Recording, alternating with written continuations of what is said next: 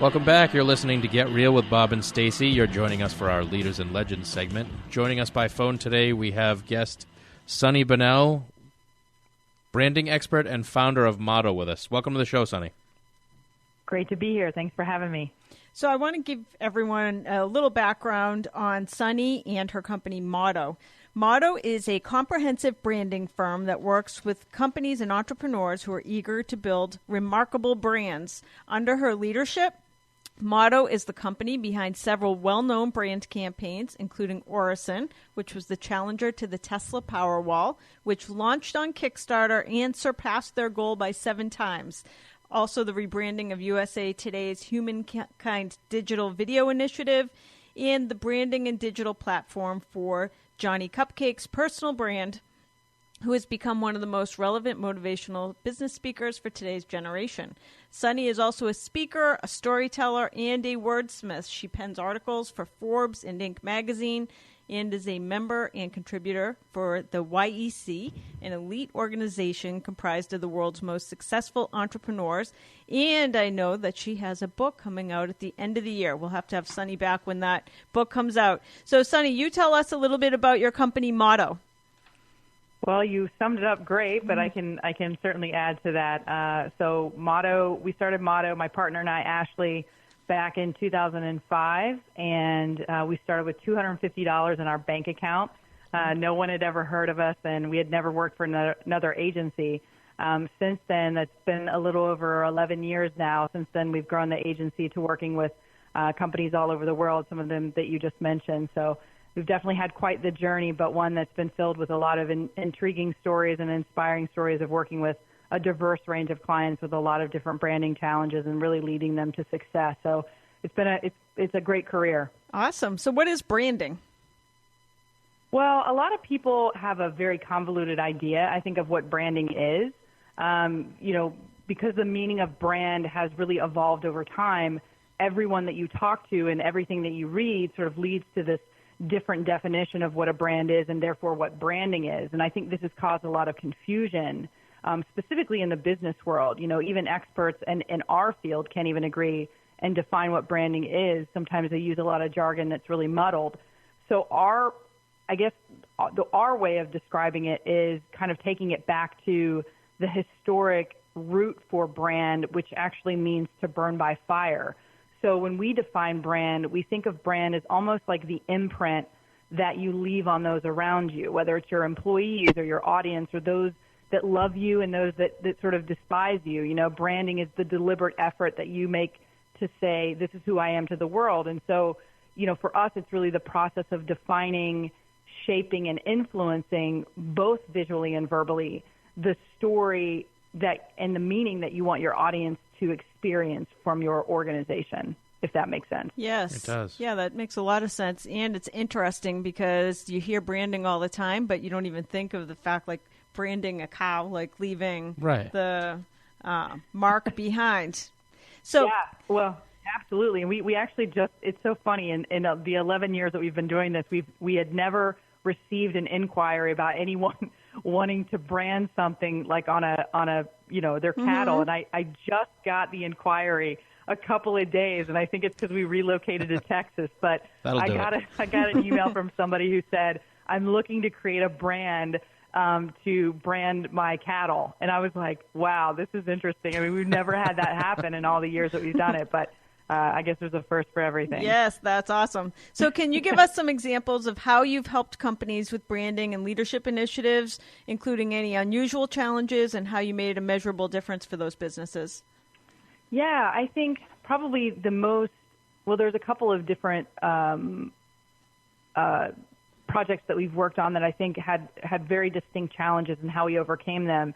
One specifically is Johnny Cupcakes, who is based in Boston, actually. Yes. I'm not sure if you guys are familiar with his store down there on Newbury Street, I think it is. Is it an actual cupcake store? No, it's T-shirts, I think. Oh, all right. His thing is that he tricks hungry people every day, but he created this apparel brand that is based out of Boston. He's a really inspiring leader, has built an amazing brand based out of Boston. And, we worked with him on his speaking career, because basically he had grown this company from out of the back of a Toyota Camry about 11 or 12 years ago, grew it, made it global, basically took it to London and Martha's Vineyard and grew it outside of Boston, and then started to get requests for him to come and speak to colleges and universities on how to build a brand like he had. People tattoo his logos. People, wait outside for days just to buy T-shirts. And that's truly remarkable in today's day and age. I mean, there's a lot of apparel companies out there, but I can't imagine myself waiting, or camping out in a tent in a line just to get it, and he's just really connected with his audience on such a brilliant way. And so when he came to us, his challenge was, everybody knows me as Johnny Cupcakes. His real name is Johnny Earl. And he said, I want to start doing something a little bit different. I've grown my brand. I've been really excited about what I've been doing, but I now want to teach what I've learned. And so he came to us with a very unique challenge, which was he wanted to launch JohnnyEarl.com aside from JohnnyCupcakes.com and start to put him in more of the forefront as a thought leader and speaker. And so our challenge was to really keep an alignment between his existing brand, which is very, very visual, and anyone that sees it never really forgets it, but to align it alongside of that, but also to give him his own identity almost outside of Johnny Cupcakes, which, he's synonymous with Johnny Cupcakes. So it was sort of like, it was a big challenge. And so we worked very closely with him to launch that and get him on that platform. And so far he's spoken in front of Apple. He has spoken in front of L'Oreal. He's flown all around the world to Adobe, to Inbound. He's just been everywhere since the launch of that site. And we really feel like we've done a great job at communicating that for him, through the brand and through the website. So it really took off for him in that way. Wow. So interestingly, I recently wrote an article for Entrepreneur Magazine on Kickstarter campaigns, trying to figure out, why do some... It seems to have very little to do with the actual product that's being sold, but why do some Kickstarter campaigns make millions and others struggle? So what's your take on that?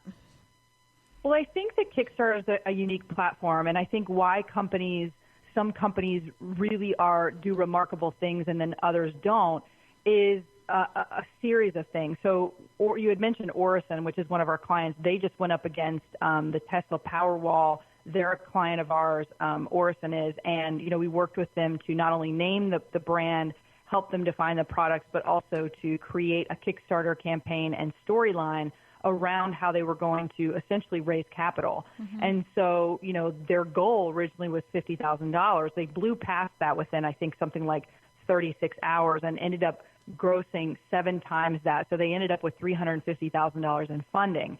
Wow. I think one of the keys is that they actually did have a great product. They had a great product, and it was something that people needed to know and to learn about, and it was something that was very innovative. And I think that's one aspect of it.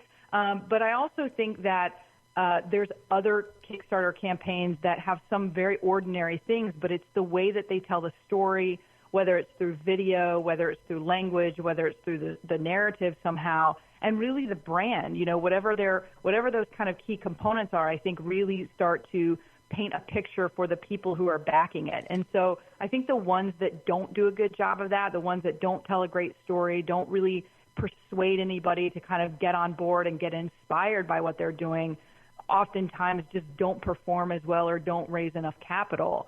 So, it's kind of there's a lot of multifacets to why something succeeds or doesn't. But I think a brand is a big part of that, and really being able to succinctly tell the story and stand for something in a way that people get excited about, and then they're willing to put their money down on it. So what about big brands like Coca-Cola, Disney, Google? Why do brands like that stand out? Well, I think these companies all have a very distinct point of view, and as we discussed earlier, sort of a narrative, that is thoughtfully and intentionally built. They stand out because they stand for something, and there's ideas that are clearly associated with them. So, in today's marketplace, if you're unsure about who you are and you can't communicate succinctly, you're bound to be forgotten. So the commonality that brands like Coca-Cola and Disney and Google have is these companies are not arbitrarily put together. You know, they have very carefully crafted identities in the world. You know, take Disney, for example. The brand ties back to Walt. You know, Walt Disney. Mm-hmm. He first had a vision. He deeply loved the brand, and he catapulted the brand forward. And so in this sort of Me Too world, companies have to work harder and harder to communicate who they are. And if you want to lead an extraordinary company like a Coca-Cola and a Disney and a Google, it starts at really, I think, loving the brand in a way that's very deep and sacred. And I also think that you have to have a point of view, and you have to be able to communicate that point of view and have others believe, you know, sort of buy into the belief of what you're selling. Otherwise, you know, you're just doing work that doesn't matter. And I think these companies, you know, when you look at historically what they've done and the heritage of what they were able to communicate and do in the world, it's like each aspect and every step forward was so thoughtful. Even if they kind of veered off course, they quickly snapped back into place because they had a deeper purpose for what they were doing. And so those companies, I think, have a very deep purpose, and I think that's why they have longevity. Wow. Well, I can tell you so far, Sunny, I'm not going to be able to wait till December for your book. Sounds like some awesome stuff. Anybody listening, by the way, you can check out Sunny's business at wearemotto, MOTTO.com to learn more about her. Let me ask you, what is the difference between purpose-driven branding and traditional branding? Sure. So, and thanks for that, by the way. I'm excited to be back on. So purpose-driven brands they're driven by a purpose. You know, they really know what they stand for. They know what what they believe in, and they know why they exist beyond sort of this idea of making money. And so companies that we work with who lead with their purpose they're known as much for their values and what they stand for, almost more than the products and services that they sell. And so they often look at the brand very holistically, and they almost use that purpose to differentiate them in the marketplace. I think traditional branding, not that it's terribly different in that, you know, the execution of certain things are the same, meaning like, you know, if you're designing a logo or you're designing packaging or maybe you're designing a website, those are all deliverables and the result of some of the work that you do. But I think the approach is a little bit different. Not all companies, I think, sadly, are driven by a greater purpose, meaning like, why are you getting out of bed? Why are you going to work? Why do people need to know who you are and what you're selling? You know, anybody can make a really great product. Not everyone can have a great company and a great brand or lead a remarkable and extraordinary organization that other people want to work for and devote their time to. So what we see in our work is that when we're working with companies that are really primarily sales-driven and interested in playing more of the short game, maybe they're just looking to get acquired, or maybe, you know, that's just not really their heartbeat of the organization. You know, we find that those companies are harder sometimes to work with because there's nothing to sink your teeth into. So for us, like we kind of thrive on working with companies and organizations that really do feel like they're contributing something to the conversation in the world, and, you know, trying to make it more than just, I've got a great product. They're actually telling a story that you can identify with. And so that's what I think the real difference between those two types of approaches or different types of companies are. So do you help companies find their story? Like if they're not even sure what their story is? Absolutely. I mean, most of the companies, so we often work with, we have two very distinct types of clients. We work with companies that are startups and entrepreneurs, meaning they're launching a brand or starting a company from scratch. And often those companies don't have the heritage that, say, our second type of client has, which is maybe they've been in business for a long time, and either they've had a story at one point or they've lost connection to that story, or maybe as they've grown and scaled, things become fuzzier because, you know, as you grow and as you get bigger, things don't become as nimble as they used to be. You know, you don't know everybody's name, like, you know, and it becomes harder and harder for you to essentially connect in the way that you did and have the excitement that you did when you first started. So when companies come to us at these different points in time, their challenges are very different, but our approach is kind of the same. We want to almost be like a brand archaeologist where we're really getting to the heart of who they are first and foremost. So then we can either get them back to a place of clarity or the opposite of that is to kind of take them from a place of where they're excited and they're passionate and they do know what they're trying to do in the world and they have a vision, and being able to kind of connect them to what that purpose is and then give them the language around that to be able to communicate it fully to the world. Because I think if I were to describe any challenge at all that companies have, it's that well, let me back up. I think the thing that companies struggle with the most, no matter if they're a startup or they're a scaling company or an existing brand that's been in business for a long time, I think the thing that these companies struggle with the most is the articulation of meaning. Mm-hmm. And what I mean by that is when you ask companies, what do you do and why do you do it, they often cannot answer the question. And the reason is because they go to things like, well, we have great culture, we have great products, or we have great services, or our employees are the differentiation. But the reality is they can't really tell you sometimes